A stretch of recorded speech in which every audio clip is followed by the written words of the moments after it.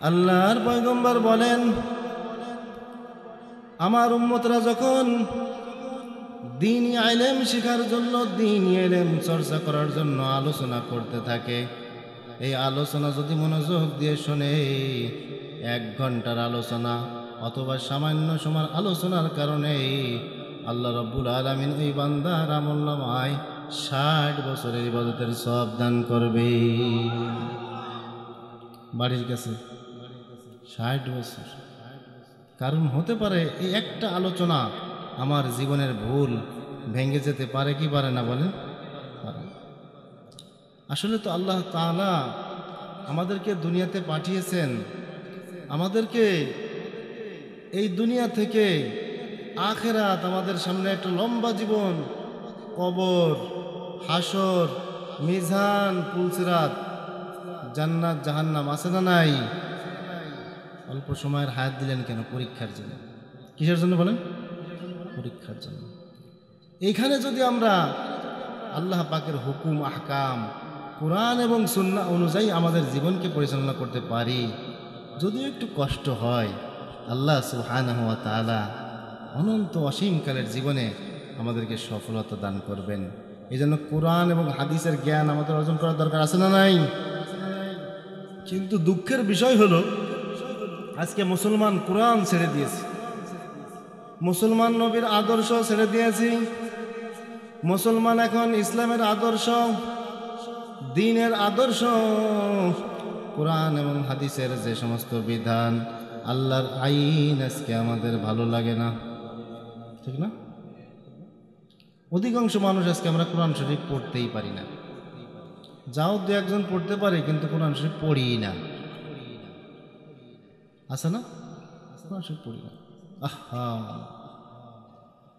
এই কোরআন এত মর্যাদাশীল কোরআন, আমাদের জীবনের সংবিধান হলো এই কোরআন। জীবন সমস্যার যত সমস্যা আছে জীবনে, সব সমস্যার সমাধান আল্লাহ তাআলা এই কোরআনের মধ্যে দিয়েছেন, বলেন সুবহানাল্লাহ।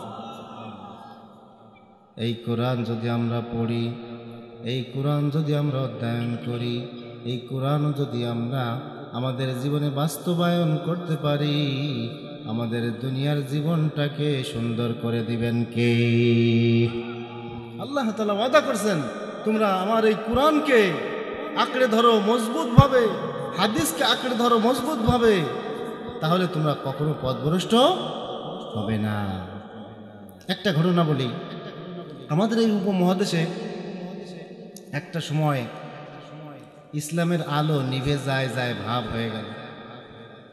মানুষ দিন কি, নামাজ কি, রোজা কি, কোরআন কি সব ভুলে গেছে। এমন কিছুদিন আগে এরকম একটা ঘটনা ঘটছে যে একজন মুরব্বী মারা গেছে, তাকে জানাজা পড়াবে এরকম লোক নাই, তাকে গোসল করানোর মতো লোক নাই, কিভাবে গোসল করাতে হয় তাও ভুলে গেছে মুসলমান। খালি দুনিয়া দুনিয়া করতে করতে এরকম একটা অবস্থা, এমন একটা এলাকায় এরকম একটা ঘটনা ঘটছে। শুনবেন আপনারা? মনোযোগ আছে? আল্লাহ কবুল করেন, বলেন আমিন। আল্লাহু আকবার। লোকটারে চাদর দিয়ে পেঁচাইয়া রাস্তার এক পাশে কয়েকজন লোক নিয়ে দাঁড়ায় রয়েছে। ওইখান দিয়ে মানুষজন হেঁটে যায়, জিজ্ঞেস করে, ভাই ঘটনাটা কি? কয়, আমরা এই আমাদের মুরব্বী মারা গেছে, গোসলত বুঝি না কিভাবে দিতে হয়, আমরা জানাজাও পড়তে পারি না। কয়, এইরকম অবস্থা তোমাকে? হ্যাঁ। ওইখান দিয়ে কিছুক্ষণ পরে একজন দুনিয়াদার লোক, যদিও দুনিয়ায় চাকরি করে, কিন্তু আল্লাহ রাব্বুল আলামিন তার মধ্যে কিছু দিনের জ্ঞান দান করছেন। ওই ব্যক্তি কোরআন এবং হাদিসের আলোচনা যেখানে হয়, উলামা একরামের সাথে সম্পর্ক থাকার কারণে, যদিও তিনি জেনারেল লাইনে শিক্ষিত, কিছু দিনের জ্ঞান অর্জন করছেন। প্রাথমিক নলেজ, গোসল কিভাবে করাতে হয়, জানাজা কিভাবে দিতে হয়, দাফন কিভাবে করতে হয় শিখে গেছে। এগুলো আজকে আমাদের শেখার দরকার আছে না নাই বলেন?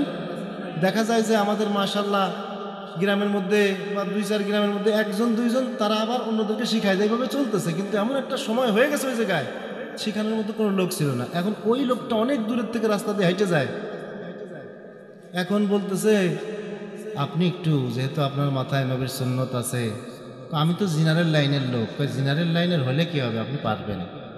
আমাদের এই বিপদ থেকে বাঁচান, মুরব্বীর একটু দাফন কাফন গোসলের ব্যবস্থাটা করে যান।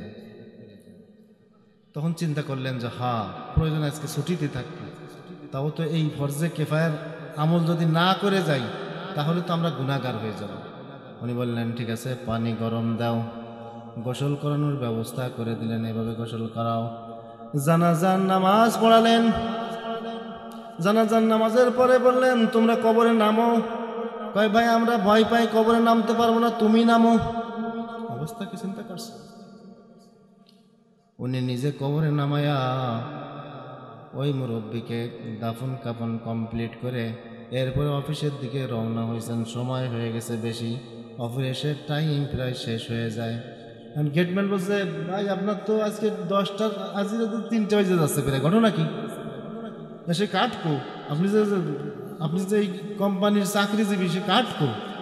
আরে ভাই এক বিপদে পড়ছিলাম, একটা জানা যায় যাই, এতে এখন আমার সে কার্ডও হারাই ফেলেছে, চাকরি থাকে কিনা, তাড়াতাড়ি রাস্তায় খোঁজেন, কোনো জায়গায় পড়ছে নাকি। উনি আস্তে আস্তে সেখান দিয়ে হাঁটতেছে, রাস্তায় কোথাও কাঠ পায় না। কবরের কাছে এসে মনে পড়ছে, হায় রে, আমি যখন নিচু হয়ে ওই মুরব্বীকে দাফন করতে গিয়েছিলাম, হয়তো আমার বুকের থেকে কাঠটা পড়ে গেছে। সবাই আবার ডাক দিচ্ছে, ভাই তোমাকে উপকার করতে যাই, আমি একটা বিপদে পড়ছি, আমার একটু বাঁচাও। কি বিপদ? আমার এই যে কাঠ পড়ে গেছে, এখন তো আমি আমার চাকরি নিয়ে টানাটানি। কয় ভাই তুমি দাফন করছো, তুমি কাফন পরাইছো, সব কিছু তুমি করছো, তুমি এখন ওই কবর খোঁজো। কি বিপদে পড়লাম রে আল্লাহ, উপকার করতে এসে কিন্তু কিছু করার নাই। এখন যখন কবরের মাটিটা আস্তে করে সরাইছে, ওই কবরের মধ্যে থেকে এমন ঘেরান, যেন জান্নাতের ঘেরান আসতেছে। সবাই আশ্চর্য ব্যাপার, এই মুরব্বী এই এলাকায় নামাজ নাই, রোজা নাই, কিভাবে কাফন দাফন করা যায় কিচ্ছু জানে না, অথচ এই এলাকার মধ্যে এমন একজন মুরব্বী মারা গেল যার কবর দিয়ে জান্নাতের ঘেরান আসতেছে। ঘটনাটা কি? লোকজন সব চারিদিক দিয়ে একেবারে গুছাই গেছে, মানুষের মধ্যে খবর হয়ে গেল যে অমুকের কবর থেকে জান্নাতের ঘেরান, খুশবু বেরিয়েছে। এই খুশবু দুনিয়ার খুশবু না, বিভিন্ন দূর দূরান্ত থেকে লোকজন আসতেছে, আলেম ওলামা আসা শুরু করছে। এরপরে ওলামা একরাম ওই কবর জিয়ারত করার পরে সব ঘটনা শুনলেন। তারা চিন্তা করলেন মুরব্বী নিশ্চয়ই এই এমন ফিতনার জামানা, যেখানে নামাজ নাই, যেখানে রোজা নাই, দাফন কেমনে করতে হয় তারা জানে না, কেমনে রোজা রাখতে হয় জানে না, কাফন পরাইতে হয় জানে না। এই সময়ের মধ্যে এই এলাকার মধ্যে এই ব্যক্তির কবর থেকে জান্নাতের ঘ্রাণ বের হয়, নিঃসন্দেহে কোনো আমল আছে না নাই? আছে।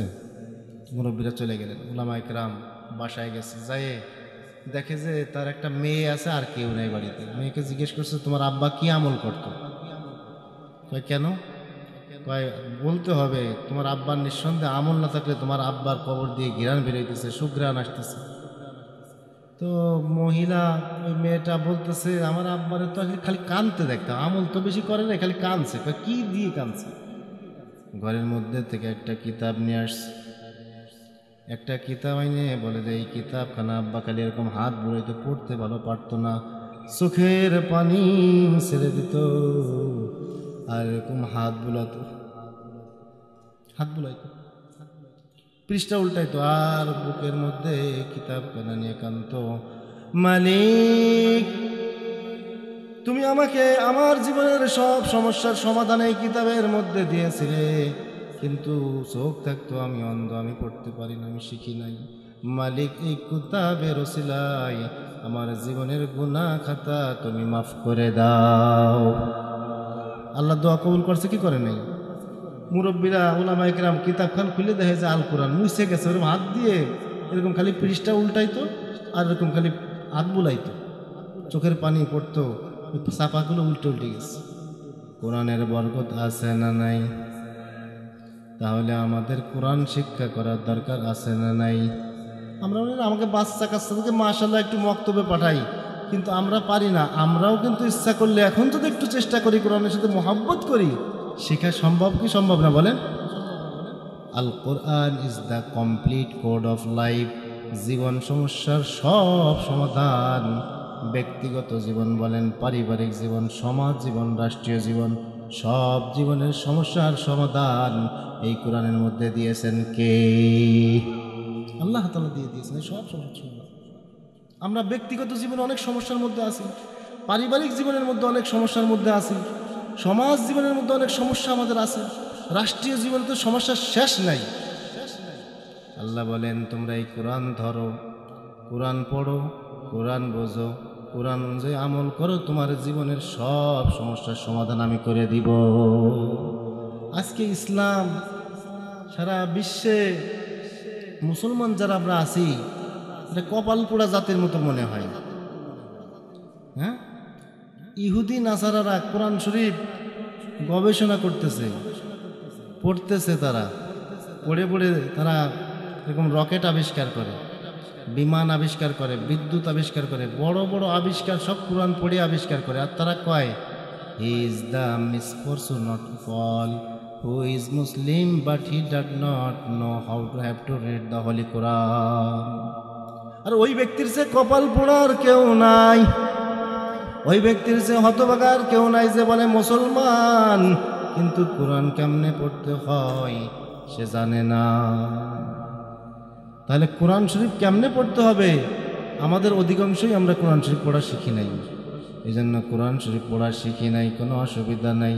এখন কোরআনকে মোহাব্বত করে বুকের মধ্যে নিয়ে চুমো খাবো আর একটু পৃষ্ঠা উল্টাবো, ইমাম সাহেবের কাছে আলিফ বা তা সা দিয়ে শুরু করবো। পারা যাবে? কার কার নিয়ে একটু হাত দেখাই দেন। লিল্লাহে তাকবীর, লিল্লাহে তাকবীর। আল্লাহ তাআলা আমাদের হাতগুলোকে কবুল করে নেন। আসলে তো আমরা মুসলমান, কিন্তু যেভাবে অপারেটর কোথায়, কোনো সমস্যা হচ্ছে না? দেখেন, আমরা মুসলমানরা ইসলাম সম্পর্কে এত কম নলেজ জানি না। মানে ইসলাম যে কি জিনিস, যে খায় না মাথায় নাই তাও বুঝি না। একটা ছেলে বিদেশে গেছে, আপনাদের এলাকায় অনেক ছেলে বিদেশে থাকে, তো বিদেশের থেকে বাড়ি যখন আসছে, টাকা পয়সা মাশাআল্লাহ কয়েক বছর কামাই টামাই করে আসছে। এখন বাবা মা তার জন্য মেয়ে দেখতেছে, বিয়ে দিতে হবে, ছেলের বয়স হয়ে গেছে। এখন বিয়ে দেওয়ার জন্য আপনারা আমার দিকে খেয়াল করেন, আল্লাহর দিকে মুতাওয়াজ্জিন, সব ঠিক হয়ে যাবে ইনশাআল্লাহ। আর মাঝে একটু ফাঁকা জায়গা আছে, একটু মেহেরবানি করে, শয়তান কিন্তু আমাদের মাঝে ওয়াসওয়াসা দিয়ে কিভাবে আমাদের এই কথাগুলো বুঝতে দিবে না, একটু মেহেরবানি করে লা ইলাহা ইল্লাল্লাহ। আসেন একটু আগালেন, মানে আল্লাহর রহমতের দিকে আগালেন। যে ব্যক্তি আল্লাহর রহমতের দিকে 1 বিঘার পরিমাণ আসে, আল্লাহর রহমত তার দিকে 1 হাত অগ্রসর হয়ে যায়। আল্লাহু আকবার। আগে বসে আগে মাশাআল্লাহ, 1 হাত আগাবেন, 2 হাত রহমত আসবে, হাইটে আসবেন, আল্লাহর রহমত দৌড়ে আসবে। রহমত পাবেন তো দুনিয়ায় শান্তি, আখিরাতে শান্তি। মুক্তির ব্যবস্থা করবেন কে? আল্লাহ তাআলা। যে কথা বলতেছিলাম, যুবক বিয়ে করবে, এখন বাবা মা অনেক মেয়ে দেখায়, কিন্তু মেয়ে পছন্দ হয় না। দেখতে দেখতে দেখতে দেখতে অনেক মেয়ে দেখে ফেলছে। শব্দ ঠিক করেন, কি এরকম শব্দ হচ্ছে কেন? হ্যাঁ ভাই, শব্দটা সাউন্ড একটু ঠিক করেন। আল্লাহ। এখন অনেক মেয়ে দেখছে, কিন্তু মেয়ে পছন্দ হয় না, ছুটিও প্রায় শেষের পথে। এখন চিন্তা করতেছে কি করা যায়। একদিন রাস্তা দিয়ে হাঁটতেছে, দেখে একটা মেয়ে খুব সুন্দরী, ওর মনে ধরছে। এখনো বাড়ি যায় বলতেছে, আমি একটা মেয়ে দেখছি, ওই মেয়েকে আমি বিয়ে করতেছি, আমার পছন্দ হয়েছে। বাবা মা খোঁজ নেছে, খোঁজ নিয়ে দেখে যে ওদের বাড়িতে ভালো ঘর নাই, সোনের ঘর। একটা জামানায় ছিল না সোনের ঘর? ওদের ঘর নাই, ভালো খাবারের ব্যবস্থা নাই, পোশাক টোশাক মানে চলে না, এরা মোটামুটি যে স্ট্যান্ডার্ড ওই লেভেলের না, ওদের সাথে যায় না। কিন্তু ছেলে বলে, আমি তো ওই মেয়েটাকেই বিয়ে করব, আমার পছন্দ হয়েছে ওইটাকে, যদি ওইটার সাথে আমার বিয়ে দাও তাহলে আমি বিয়ে করব, আর যদি বিয়ে না দাও তাহলে কিন্তু আমি ফ্লাইটে আবার চলে যাব। মা বাবা একটু বিপদে পড়ছে না? বিপদে পড়ছে। এখন কি করা যায়? মা বাবা পরামর্শ করে চিন্তা করলো যে ছেলে যখন পছন্দ করছে ওই তো সংসার করবে, তাই আর কি করা যায়, দাও বিয়ে শাদী করে। বিয়ে শাদী হয়ে গেছে, এখন কিছুদিন পরে সংসার টংসার চলতেছে, ও তো বিদেশে চলে গেছে। বিদেশে যাওয়ার পরে ওর স্ত্রীর জন্য বড় একটা মনে করেন ক্রিম পাঠাইছে, দামি ক্রিম পাঠাইছে, বাড়িতে ফোন টোন কিনে দিছে। কিনে দেওয়ার পরে স্ত্রীকে জিজ্ঞেস করছে, আমি যে একটা ক্রিম পাঠালাম সাদা ভালো, ও কি করছো? কয় যে আমি রুটির সাথে মাহাই খাইয়ে ফেলাইছি। কি কয়? রুটির সাথে মাখায় খাইয়ে ফেলাইছি। ও আর দুঃখে, মানে ও তো জীবনে কোনোদিনও ক্রিম সোনো দেখে নাই, ওর কিনে দেবে কি ডাক, নুনান্তি পান্তা ফুরে যায়। আর ওর মনের দুঃখে আর ওর সাথে কথা না কয়ে লাইনটা কাটে দিচ্ছে।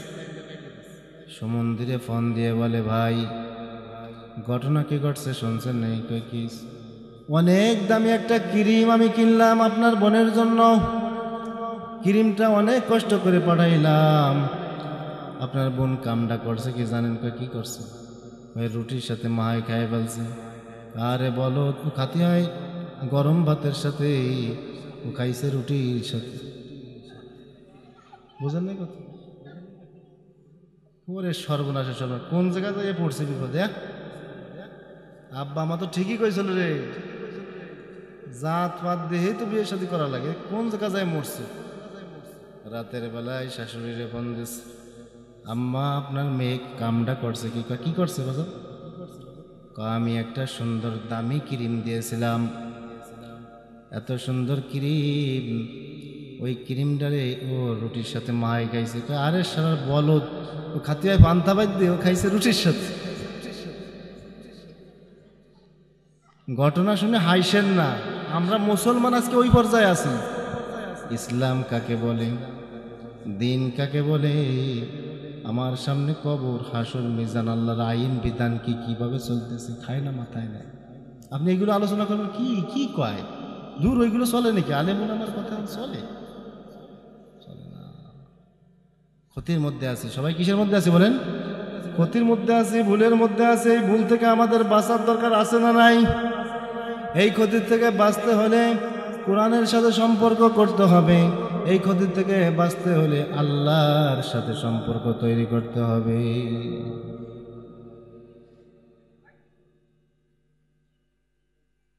আল্লাহু আকবার। আমি আজকে আপনাদের মূল আলোচনায় চলে যাচ্ছি। আমি সূরা আন-নূর থেকে 55 নম্বর আয়াতটি তেলাওয়াত করেছি। সূরাটার নাম কি বলেন তো? সূরা আন-নূর। নূর মানে আলো, এই যে আলো, আন-নূর। কথা বলেন না। সূরা আন-নূর এটা আল কোরআনের 114টা সূরা। আল কোরআনের সূরা কয়টা? কথা বলতে হবে। আল কোরআনের সূরা কয়টা? 114টা সূরার মধ্যে 24 নম্বর সূরা হলো সূরা আন-নূর। এই সূরার মধ্যে 64টা আয়াত আছে। কয়টা আয়াত বলেন? এই সামান্য একটু যদি শিখে যেতে পারেন ওয়াজ, তাহলে কাজে লাগবে। আর শুনে গেলাম মাথার উপর দিয়ে চলে গেল, তাহলে কোনো কাজে লাগলো না। এই সূরার মধ্যে আল্লাহ রাব্বুল আলামিন আমাদের দুনিয়ার জীবনের সফলতার কথা বলছেন। দুনিয়ার জীবনে কিভাবে চললে আল্লাহ রাব্বুল আলামিন শান্তি, সফলতা, কামিয়াবি দান করবেন, সেই কথাগুলো এই সূরার মধ্যে আলোচনা করেছেন। সবাই শুনবেন মনোযোগ দিয়ে। আল্লাহ রাব্বুল আলামিন বলেন, ওয়া'দাল্লাহু আল্লাযীনা আমানু মিনকুম ওয়া আমিলুস সালিহাত। আল্লাহ তাআলা তোমাদের মধ্যে যারা ঈমানদার, তোমাদের মধ্যে যারা আমলে সলেহকারী, দুইজনের কথা বলছেন।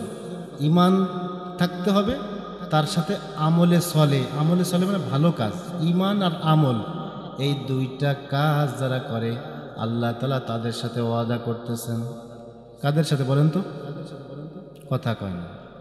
যারা ঈমান আনে এবং নেকামল করে, এই শ্রেণীর মানুষদের সাথে আল্লাহ তাআলা ওয়াদা করতেছেন, তোমাদেরকে অবশ্যই অবশ্যই জমিনের খলিফা বানায় দিব। জমিনের খলিফা বানাবেন মানে কি? মানে হলো জমিনটারে শান্তি দিয়ে ভরপুর করবেন। আল্লাহ তাআলা যখন মুমিনদেরকে জমিনের খলিফা বানাবেন, এই জমিনের মধ্যে শান্তি আসবে, জমিনের মধ্যে আল্লাহ রব্বুল আলামিন বরকতের দরজা খুলে দিবেন, গজবের দরজা বন্ধ হয়ে যাবে। গজবের দরজা বন্ধ হয়ে যাবে, রহমতের দরজা খুলে যাবে। বিশ্বনবী সাল্লাল্লাহু আলাইহি ওয়াসাল্লাম বলেন, কেমন রহমত আসবে? মানুষের মধ্যে শান্তি আসবে, সফলতা আসবে, কামিয়াবি আসবে। কথা বুঝতেছেন না? বুঝতেছেন না?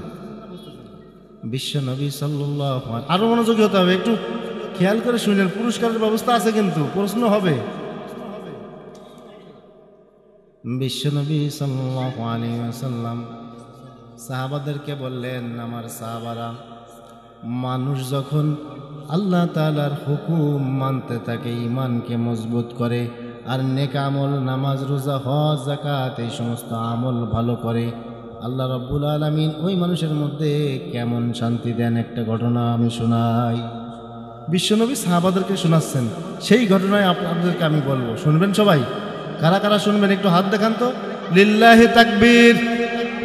এই বাচ্চারা, এই বাবুরা, ডিস্টার্ব করো না বাবারা, একটু বসে যাও, পিছন দিয়ে বসো, ডিস্টার্ব করো না, ডিস্টার্ব করো না। মাশাআল্লাহ, আল্লাহ আমাদের এই মাহফিলকে কবুল করে নেন, বলেন আমিন।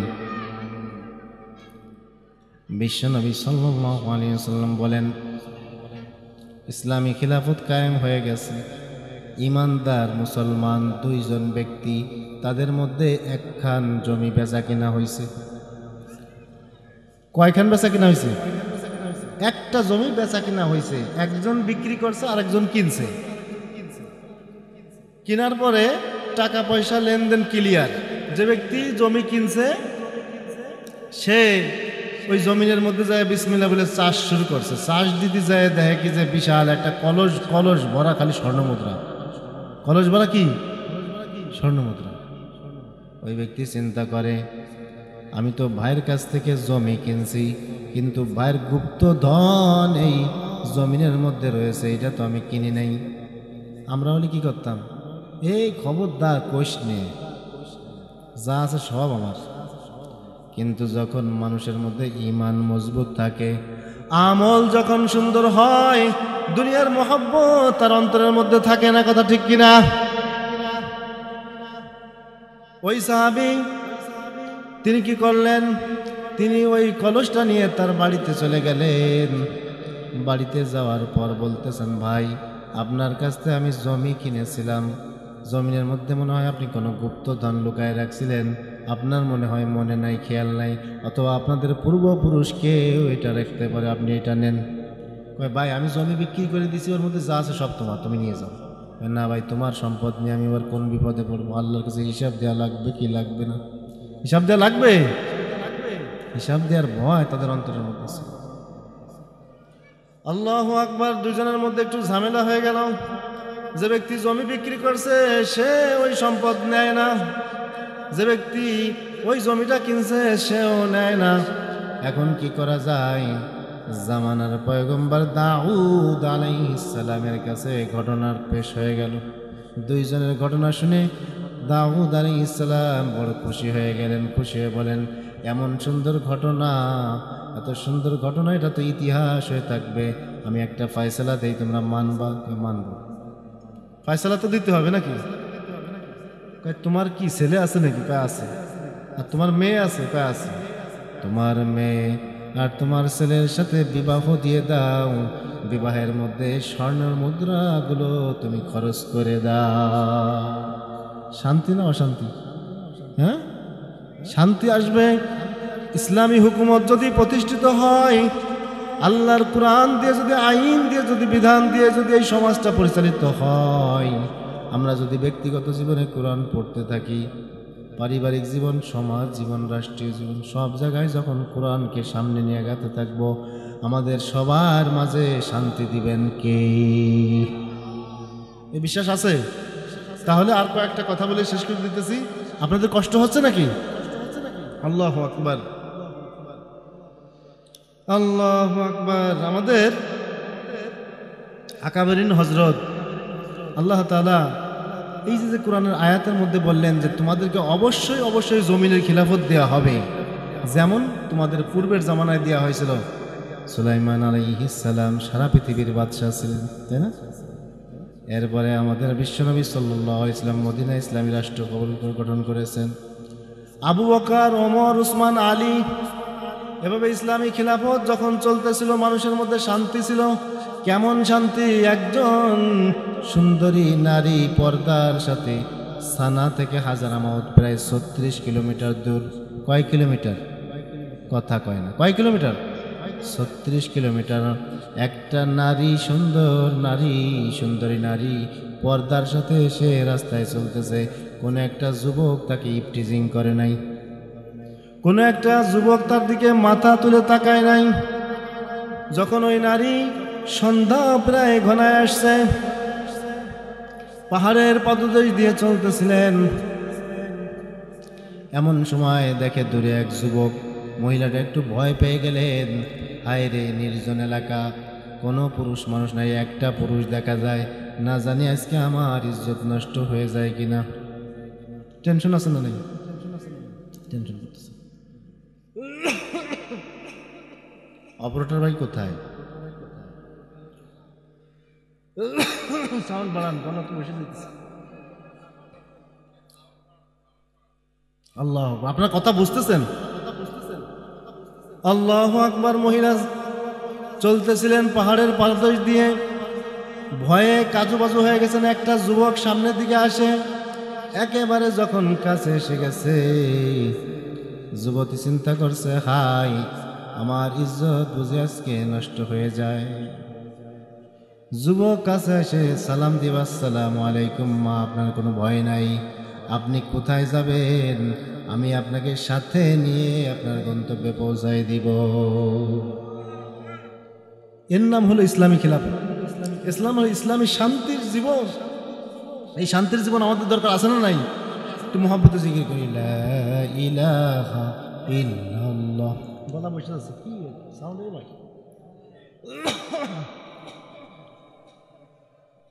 সাউন্ড ফুল রাখেন, প্রথমে যেরকম ছিল রাখেন।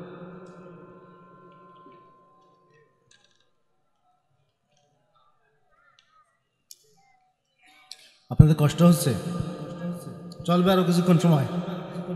আল্লাহু আকবার।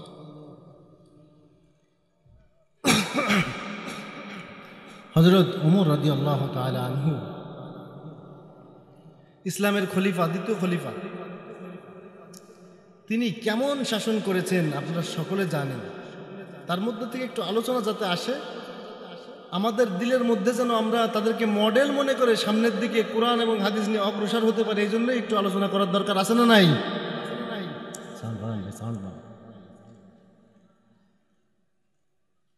অ্যাডজাস্ট করেন। হযরত ওমর রাদিয়াল্লাহু তাআলা আনহু রাতের বেলায় তিনি বাহির হয়ে যাইতেন জনগণের খোঁজ খবর নেওয়ার জন্য, জনগণ কি অবস্থা আছে এটা দেখার জন্য। হযরত ওমর রাদিয়াল্লাহু তাআলা আনহু মাঠে ময়দানে বিভিন্ন গ্রামে গঞ্জে ছুটে যেতেন এবং নিজের চেহারাটাকে একটু ঢেকে নিতেন, যাতে কেউ চিনতে না পারে, যাতে কেউ তাকে চিনতে না পারে। এজন্য হযরত ওমর ফারুক রাদিয়াল্লাহু তাআলা আনহু তিনি বিভিন্ন জায়গায় ঘুরতেন। একদিন দেখেন যে একটা মাঠের মধ্যে চুলা জ্বলে। কি জ্বলে? চুলা জ্বলে। তো উনি সেখানে গেলেন, যাওয়ার পরে দেখলেন যে এক মহিলা, তার বাচ্চারা কান্নাকাটি করতেছে। উনি জিজ্ঞেস করেন, বাচ্চারা কান্দে কেন? মিয়া, তুমি তোমার কাজে যাও। না, আমি তো জিজ্ঞেস করি কি হয়েছে, ঘটনাটা কি বলেন তো। বলতেছে ওরা ক্ষুধার যন্ত্রণায় কাঁদতেছে। কিসের যন্ত্রণায়?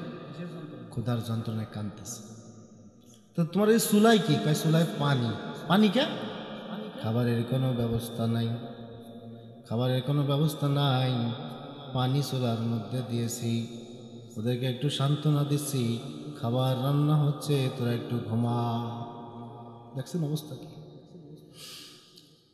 এবার বলতেছে আমাদের খলিফা হযরত ওমর রাদিয়াল্লাহু তাআলা আনহু, তিনি আমাদের খলিফা। কালকে আমাদের মাঠে খলিফাকে আল্লাহর সামনে জবাবদিহি করতে হবে। আমি বিচার দেবো খলিফার বিরুদ্ধে। কার কাছে করছে? ওমরের কাছে করছে। চিনতে পারে। ওমর রাদিয়াল্লাহু আনহু তোমাদেরকে খলিফা তোমাদের খবর জানবে কেমনে? কয় যে তিনি আমাদের খলিফা, তিনি আমাদের প্রতিনিধি, আমাদের কোনো খোঁজ খবর রাখবেন না? কেমন খলিফা? কয় তাই না? আস্তে হযরত ওমর রাদিয়াল্লাহু তাআলা আনহু এখান থেকে ব্যাক করে চলে আসলেন। ওইখান থেকে ব্যাক করে চলে এসে বাইতুল মাল থেকে এক বস্তার মধ্যে আটা, খাদ্য সব কিছু বহন করে, সব কিছু বোঝাই করে উনি নিজের ঘাড়ে উঠে আটা দিয়েছেন। ওনার নিজের ঘাড়ে উঠায় যদি আটা দেয়, তার যা চাকর নাকর আছে তারা অবস্থা খারাপ না? আসলাম রাদিয়াল্লাহু তাআলা আনহু বলতেছেন, হুজুর এটা আমার কাঁধে দেন, আপনি হলো খলিফা, আমরা হলো আপনার চাকর নাকর, আপনি আমার ঘাড়ে দেন। হযরত ওমর রাদিয়াল্লাহু তাআলা আনহু বলেন, তোমরা কি আমার পাপের বোঝা তোমরা ঘাড়ে নিবা? আমার পাপের বোঝা কি নিবা? না। প্রথমে সাউন্ডটা কত সুন্দর ছিল, এখন এরকম হয়ে গেল, বুঝলাম না কিছু। ঠিক আছে, সাউন্ডটা সুন্দর ছিল, এখন কেমন লাগছে? হযরত ওমর রাদিয়াল্লাহু তাআলা আনহু তিনি নিজে ঘাড়ে করে খাদ্যের ওই বস্তাটা নিয়ে চলে গেলেন। ওখানে যখন চলে গেলেন, যাওয়ার পরে তিনি নিজে চুলার মধ্যে কিছু ঘি, কিছু আটা, ময়দা সব কিছু দিয়ে তিনি রান্না শুরু করলেন। রান্না করতেছেন আর ধোঁয়া হযরতে ওমর রাদিয়াল্লাহু তাআলা দাড়ির মধ্যে দিয়ে যাচ্ছে, দাড়ির মধ্যে দিয়ে ধোঁয়া বেরোচ্ছে, চোখ দিয়ে পানি পড়তেছে। চিন্তা করেন, খলিফা মানে রাষ্ট্রপতি, প্রেসিডেন্ট রান্না করে খাওয়াচ্ছে। এই ইতিহাস আজকে মুসলমান আমরা ভুলে গেছি। এরপরে তাদেরকে খাওয়ায় দাওয়ায় একটু দূরে যায়, দেখেন সবাই হাসি খুশি এখন খাইতেছে, হাসি খুশি। বললেন, তোমরা কালকে খলিফার কাছে তোমরা যাবা, সেখানে যাওয়ার পরে তোমরা খলিফার কাছে আমাকেও দেখতে পাবা। এই ভয় পেয়ে গেছে, এর মানে এই খলিফা। খলিফা ওমর না হয়ে তোমারই হলো খলিফা হওয়ার দরকার ছিল।